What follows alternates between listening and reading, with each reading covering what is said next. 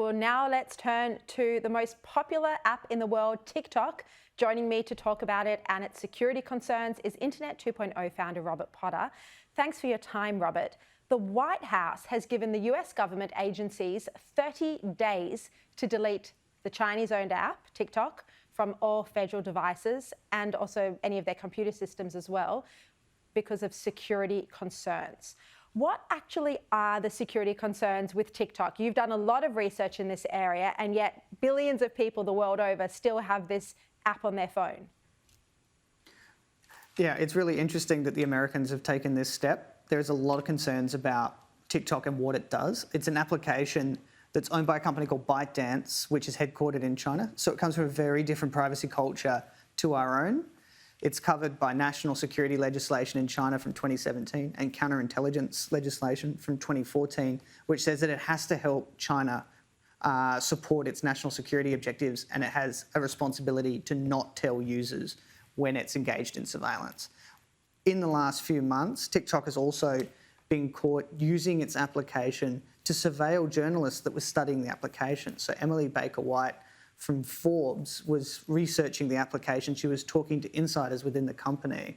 And when TikTok found out that she had a scoop from inside the company, they actually used the application to try and figure out who that was, and they used the application against her. So it's adding up that that TikTok isn't being open about what it does, and, it's probably incompatible with our privacy rules. Well, TikTok does deny using the app to spy on people, on Americans and anyone, but they are collecting, not only are they subject to the national security laws of China, which compel them to hand over information, that's in the legislation, but the data is actually stored in China as well. Everyone's privacy data, the data about what you look at, what your habits are.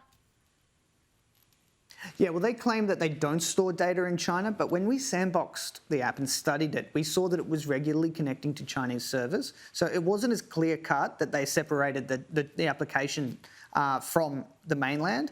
And they also admitted anyway that staff in China could access Australian user data. So it didn't really matter where they were storing the data, because after a bunch of stories came out revealing what they were actually doing, they got caught using the application to surveil American citizens from China, and then they had to admit that they were actually doing the same thing to Australians when James Patterson put some serious questions to them.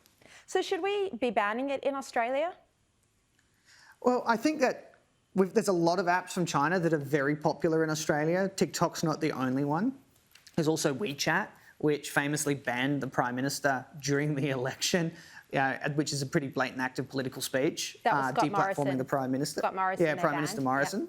During the election, and that kind of speaks to the fact that we haven't set our privacy rules right. I don't think we want to go around playing whack-a-mole, banning individual applications. I think that what this speaks to is a broader gap in our privacy rules, which says that we as a country should articulate what our standards are, and then put it back on the social media companies to decide whether this is a market that they want to compete in, because this is what our expectations are. When you say standards, we should only allow apps here where the information is not stored in China, that kind of the user data. Yeah, and that we've got assurance that Chinese authorities can't access the data, and not just the word of TikTok, because TikTok has repeatedly said that they don't do things.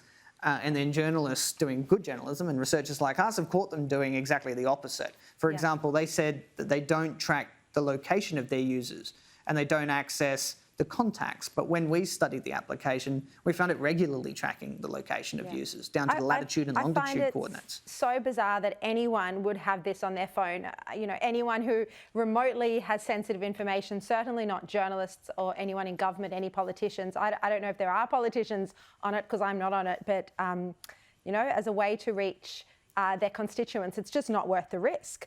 Robert, I want to ask you as well about the security cameras owned by Hikvision and Dahua. These have been in thousands of locations in critical infrastructure, in government departments, in politicians' offices. Again, what are the risks here? And do you think our security agencies were too slow in actually saying, hey, this is a concern, you need to get these off the premises? It took James Patterson, who you mentioned a moment ago, to expose this. Yeah, I think there's kind of been an inside joke inside the security agencies about all these Chinese cameras on all these facilities because it wasn't complete. We never set standards. This is what I'm talking about. We never set specific standards on the technology we were deploying on government facilities. And so when they got, so this is sort of banked up where you literally had Chinese cameras observing protests in Australia that were protesting Chinese human rights abuses. So Yes. that was just hugely concerning. Home Affairs has obviously now come out and said, no, this has to go. But this identifies a problem, right, where we're reacting rather than being proactive. So Yes, we really need exactly. to articulate what our expectations are, tell it to people in government procurement, tell it to social media agencies. This is because this points to the fact that a lot of our rules about how we do technology installations, how we allow apps to operate in Australia, how we regulate media, really are out of date. And it's time for us to sit down and make a real effort to study the problem and set better standards. And then it's not a case of us banning anything. It's a case of them not complying with our expectations, which I think is a whole lot easier for us to defend. Yeah. Robert Potter, founder of Internet 2.0, thank you for your time.